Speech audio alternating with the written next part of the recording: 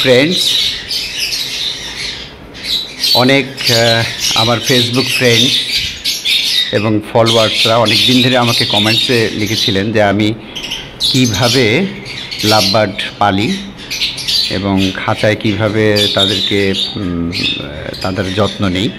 তো সম্প্রতি আমি আমার লাভবার্ডকে খাঁচা থেকে লফটে শিফট করেছি।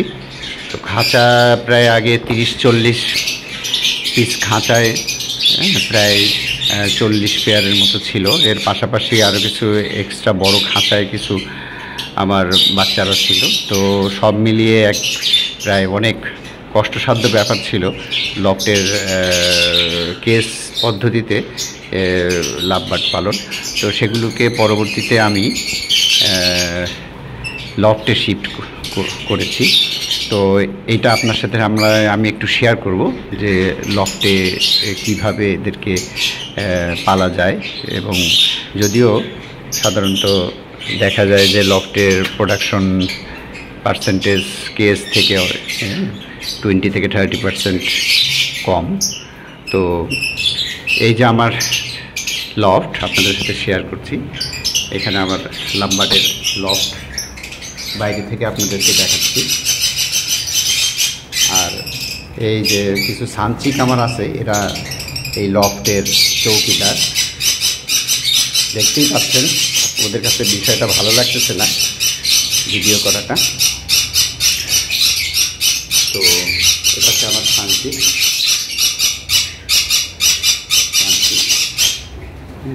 এই আমার টেম সানচিক। তো আসুন আমি লফটটা আপনাদের সাথে শেয়ার করি। এটা আমাদের লফট, আমার লফট। তো লফটের উচ্চতা 10 ফুটের মতো, আর চওড়ার দিকে যদি ধরেন 11/6 ফিট। তো আসুন আমি লফটে প্রবেশ করি। লফটের জন্য যে দরজাটা রাখা হয়েছে সেই দরজাটা 2.5 ফিট বাই 3 ফিট, সহজেই যাতে আমি ভিতরে প্রবেশ করতে পারি সেই জন্য এই ব্যবস্থা। আচ্ছা, লফটে যে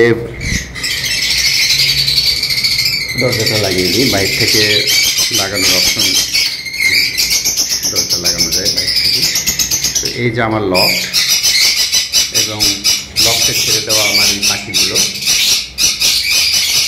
এখানে হায়ার মিউটেশনের পাখি বলতে গেলে সব, এবং কিছু স্লিপ পাখি আছে।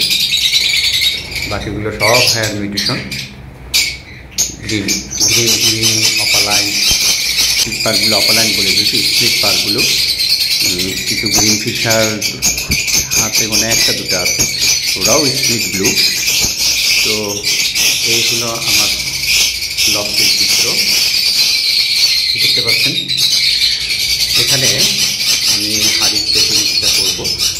এখনও আমি ওদেরকে হাঁড়ি দেইনি, তবে খুব তাড়াতাড়ি এদেরকে হাঁড়ি দিয়ে দেব।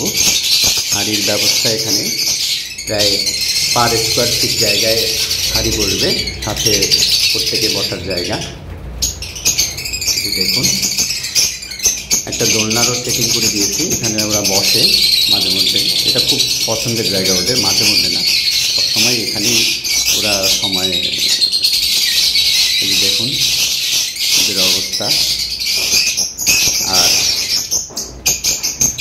টেকল দিয়ে ওদের বসার জায়গাও এখানে তৈরি করে দেওয়া হয়েছে। এর পাশাপাশি ওদেরকে খাবারের ব্যবস্থা আমি পোলট্রি মুরগিদের যেভাবে খাবারের ব্যবস্থা করা হয়, এই একটা প্রায় এখানে 3-4 কেজি খাবার থাকে। তো এভাবে খাবার অপচয়ও কম হয়। আর এদের লফটে পানির ব্যবস্থার জন্য এখানে একটা ছোট্ট একটা ওয়াটার স্টেশন করে দেওয়া আছে। এটা বাহির থেকে পানি দেওয়ার ব্যবস্থা আছে, ভিতরে আসতে হয় না। এবং এখানে ভিতর থেকে কেউ ভিতরে ঢুকতেও পারে না। তো এখানে পানি এখান থেকে তারা পান করতে পারে। এখানে বেশ প্রায় 6-7টা পট পানির এখানে ইউজ করা যাবে। এটা বাহির থেকে পুরোই নিয়ন্ত্রণ করা যায়। তো এই হলো আমার পাখিরা। খুবই এই সিজনে এদের হাঁড়ি দেওয়ার সময় চলে এসছে, সেপ্টেম্বর মাসেই হাঁড়ি দেওয়ার কথা। তো আমি হাঁড়ি দিয়ে দেবো এদের। হাঁড়ি দেবার আগে আমি আমার লফটা আপনাদের সাথে শেয়ার করলাম। এদিকে এদের বসার জায়গা আছে,